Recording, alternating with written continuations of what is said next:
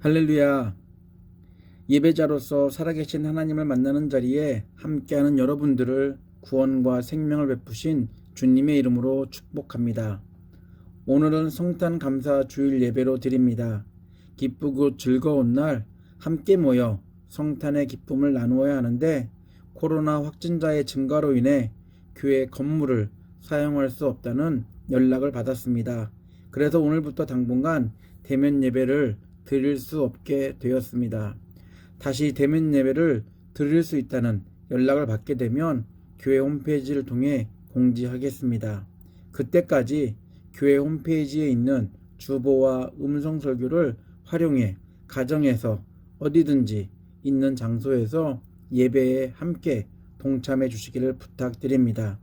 저희들의 기대와는 달리 얼마 동안 비대면으로 예배를 드리지만 비대면일지라도 예배가 주는 감동과 감격이 예배 위에 또한 예배자들 위에 있기를 간절히 기도합니다.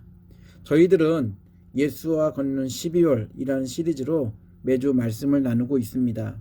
성탄절이 있는 12월 그 어느 때보다 예수의 탄생과 관련된 많은 이야기를 듣는 시즌입니다. 성탄절이 있는 12월이라서 그런 게 아니라 예수가 오셨다는 소식만큼 기쁘고 행복한 소식은 없습니다. 예수의 탄생 소식은 죄로 가득한 상상력이 풍부한 사람들이 만든 허구나 가상의 이야기가 아니라 거룩하신 그리고 창조주 하나님이 죄로 인해 하나님이 만드신 질서를 무너뜨려버린 피조물을 다시 살리고 회복하시기 위해 희생제물로 자신의 아들을 내어주신 단순한 탄생 소식을 넘어 생명과 관련된 복된 소식입니다. 그래서 예수를 거짓과 모함과 속임수가 가득한 세상을 향해 복음이라고 말합니다. 하나님은 다양한 사람들과 여러 계시들을 통해 복음을 미리 알려주셨고 또한 하나님의 약속 예수 그리스도의 성육신을 준비하셨습니다. 하나님의 약속대로 복음이신 예수는 2000년 전에 오셨습니다. 예수의 오심은 지나가버린 역사적 사건 중 하나가 아니라 지금까지도 죄인을 구원하시고 생명을 주시려는 효력이 있는 하나님의 약속입니다. 저희들은 하나님의 약속 안에서 그리고 예수 그리스도 안에서 하나님의 사랑과 하나님의 은혜와 하나님의 축복을 경험합니다. 12월 하나님이 저희들을 위해 보내주신 예수와 걸으며 신실하시고 변치 않는 하나님의 사랑과 은혜와 축복을 매일 경험하는 저희 모두가 되기를 기대해 봅니다. 예수의 오심은 에덴 동산에서 있었던 최초의 범죄 후에 하나님에 의해 계획된 에덴 동산을 떠난 죄인들을 다시 에덴 동산 안으로 인도하겠다는 하나님의 약속이었고 죄의 지배가 아닌 하나님의 통치를 다시 받게 하시려는 죄인들에게 베푸신 하나님의 은혜와도 같은 선물이었습니다. 아담과 하와가 불신앙과 불순종으로 인해 죄를 범한 뒤 하나님이 계신 에덴 동산에서 쫓겨난 것처럼 죄를 지은 피조물들은 이전처럼 하나님과 깊은 사귐의 관계를 가질 수 없게 되었습니다. 하나님은 자신과의 관계 회복을 위한 방법으로 여인의 후손으로 오실 하나님의 아들 예수 그리스도를 약속하셨습니다. 결국 하나님의 약속대로 죄가 가득한 세상에 예수가 오셨습니다. 예수는 저희들처럼 연약한 육체를 입고 하늘에서 이 땅에 오셨지만 성령으로 잉태된 유일한 여인의 후손이었습니다. 여인의 후손으로 오신 예수를 통해 죄인들은 하나님과 다시 사귐을 갖게 되었습니다. 예수는 육정으로 태어난 죄인의 후손이 아니었기에 죽음이 예수의 발목을 잡을 수가 없었습니다. 세상은 다른 죄인들처럼 예수를 죽음으로 심판하려고 했지만 예수는 자신을 심판하는 세상과 사단을 향해 보란듯이 부활하셨습니다. 예수가 죽음을 이기고 부활하심으로 인해 하나님의 약속대로 죄인들은 하나님과 다시 교제할 수 있는 의인이 되었습니다. 예수 안에서 하나님의 약속이 완성되었고 하나님의 약속은 예수 안에 있는 저희들에게 생명을 공급해주는 선물이 되었습니다. 하나님은 비록 저희들이 하나님과 교제할 수 없는 죄인이 되었음에도 그럼에도 자신의 형상대로 지음받은 피조물들과 다시 교제하고 싶어 하셨습니다. 그래서 하나님은 자신과의 만남을 위해 죄인들에게 예수에 앞서 거룩한 율법을 주셨습니다. 그러나 하나님이 준 거룩한 율법은 거룩한 의인이 아닌 죄인을 더 죄인되게 만들었습니다. 하나님은 자신이 주신 율법을 통해 아무리 노력해도 안 되는 죄인의 모습을 깨닫기 원했습니다. 율법 앞에 의롭다고 말할 수 있는 사람은 아무도 없습니다. 그러나 예수는 율법 앞에서도 보란듯이 죽음을 이기고 부활하셨습니다. 왜냐하면 예수는 하나님의 약속대로 여인의 후손으로 오신 죄와는 거리가 먼 하나님의 아들이시고 의인이셨기 때문입니다. 하나님이 죄인에게 율법을 주신 이유는 여인의 후손이신 예수가 오시는 길을 준비하기 위해서입니다. 죄인임을 깨닫지 못한 채 예수가 오셔서 죽은들 그 죽음의 의미를, 죽음 안에 담긴 하나님의 약속을 이해할 수 있을까요? 그렇기에 죄인의 시선에서 율법은 더 초라한 죄인의 모습을 부각하게 하지만 하나님의 시선에선 율법은 죄인들에게 악법이 아닌 거룩한 법이었고 죄인을 거룩한 하나님을 만나는 길로 인도하는 유일한 법이 되었습니다. 아무리 죄인이라고 해도 믿지 않았지만 하나님이 주신 율법을 통해 죄인임을 깨닫는 저희들을 위해 죽음의 고리를 끊게 하시려고 하나님이 계획하신 또 하나님의 약속대로 예수 그리스도를 이 땅에 보내주셨습니다. 예수가 오셔서 죄의 사슬을 끊어주시고 저희들 정체성을 회복해 주셨습니다. 율법은 더 이상 부담스럽고 거북했던 까탈스러운 악법이 아니었습니다. 예수를 알기 전 죄인이었을 때 율법은 악법처럼 느껴졌지만 예수를 만나고 나서 의인이 된 후에는 율법은 하나님이 거룩한 성도의 삶을 살도록 인도하는 성도들을 향한 거룩한 법이었습니다.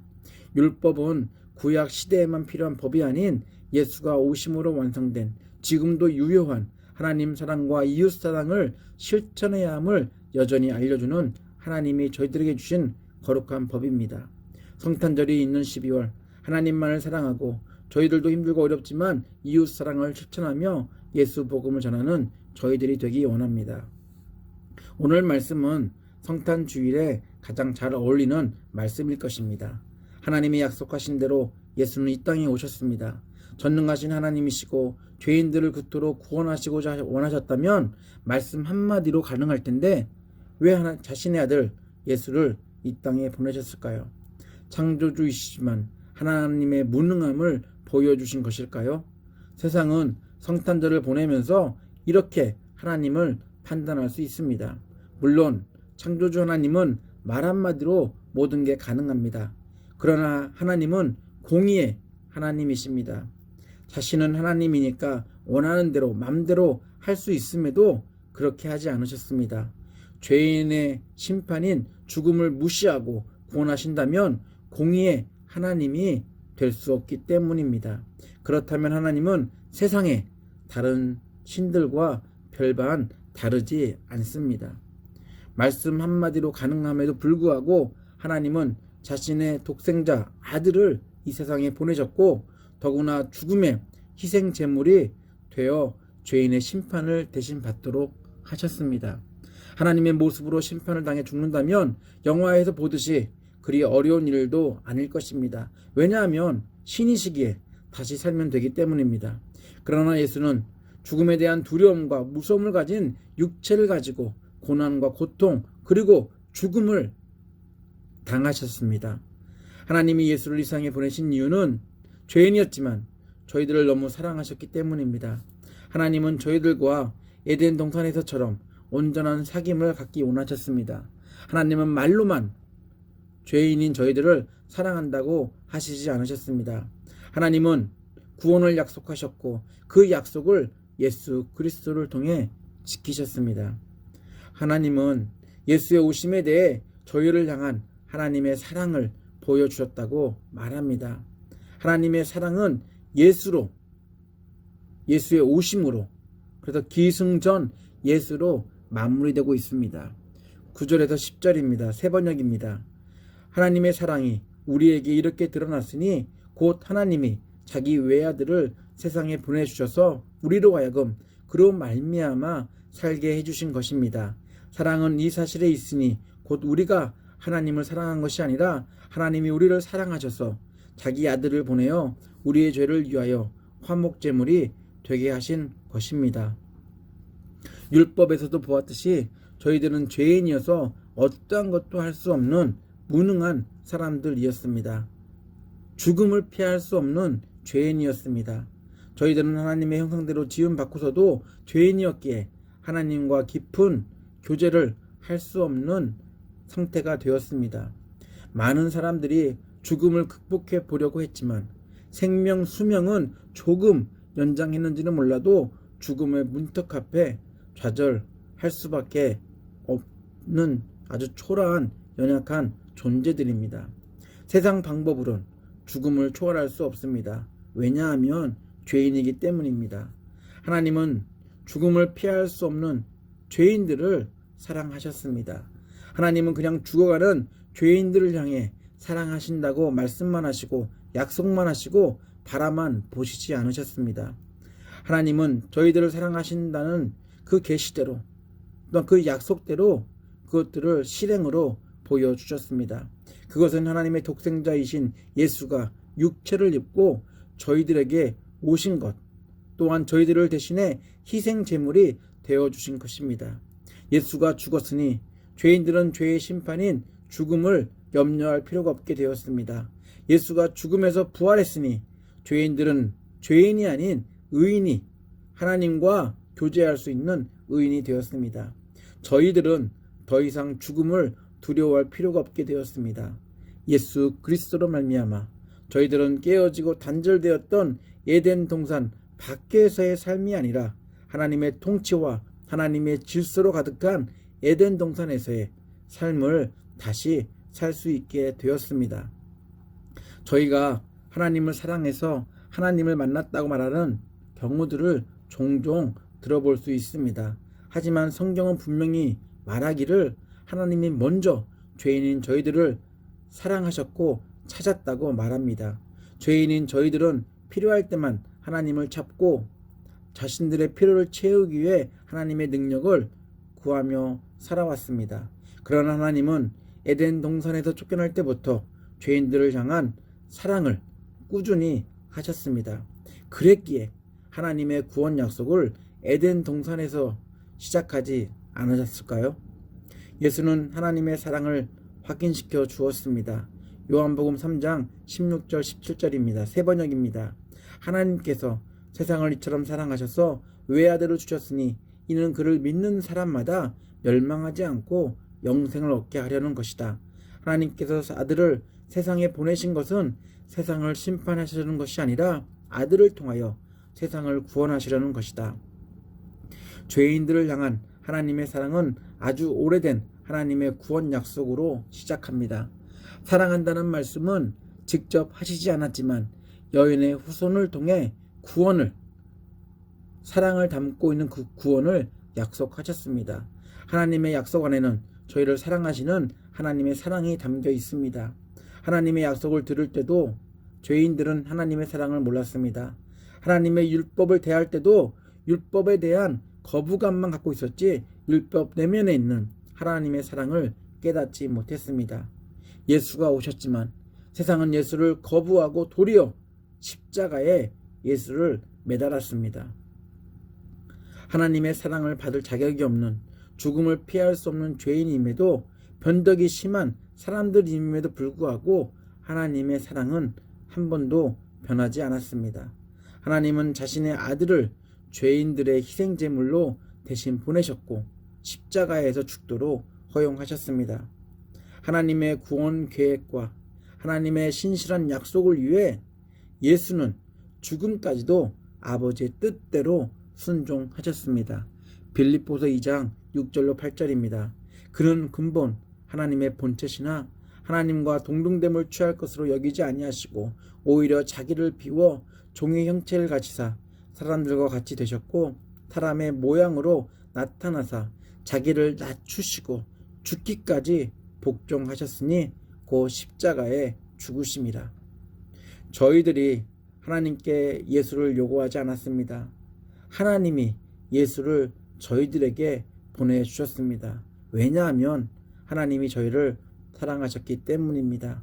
하나님은 엄청난 능력을 가진 신의 모습으로 예수를 이 땅에 보내사 세상을 심판하고 죄인들을 구원하신 게 아닙니다. 예수는 저희들과 똑같은 연약한 모습으로 이 땅에 오셨습니다. 예수는 아버지가 하늘에서 계획한 하나님의 약속, 죽음에서 생명을 주려는, 구원하시려는 하나님의 사랑, 그 사랑을 베풀려고 이 땅에 오셨습니다. 요한복음 6장 38절로 40절입니다. 세 번역입니다. 내가 하늘에서 내려온 것은 내 뜻을 이루기 위해서가 아니라 나를 보내신 분의 뜻을 이루기 위해서이다. 나를 보내신 분의 뜻은 그분이 내게 주신 모든 사람을 하나도 잃지 않고 마지막 날에 다시 살리는 그것이다. 사실 내 아버지의 뜻은 아들을 보고 믿는 사람마다 영원한 생명을 얻는 것이다.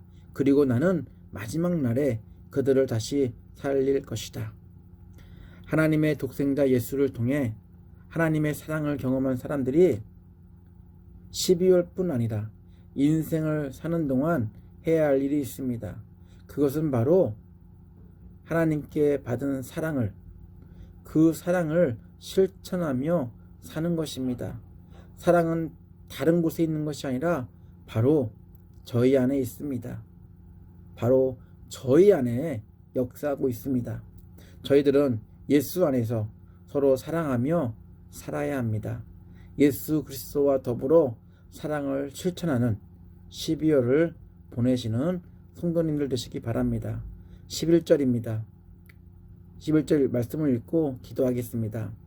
사랑하는 자들아, 하나님이 이같이 우리를 사랑하셨은즉 우리도 서로 사랑하는 것이 마땅하도다. 기도합니다. 주 예수 그리스도의 놀라운 은혜와 하나님의 아낌없는 사랑과 성령의 친밀한 사귐이 십자가에서 죽으신 하나님의 아들 예수를 통해 하나님의 사랑을 너무 많이 받은 사람으로서 욕심이 가득한 세상을 살면서도 소외된 이웃들을 돌아보고 하나님의 사랑을 실천하며 그 사랑이 멀리 있는 것이 아니라 내 안에 있음을 기억하며 살기로 결단한 예배자들 위해, 그리고 가족들과 사업체와 옥빌 한인교회 위해 함께 하시기를 간절히 축원하옵나이다. 아멘.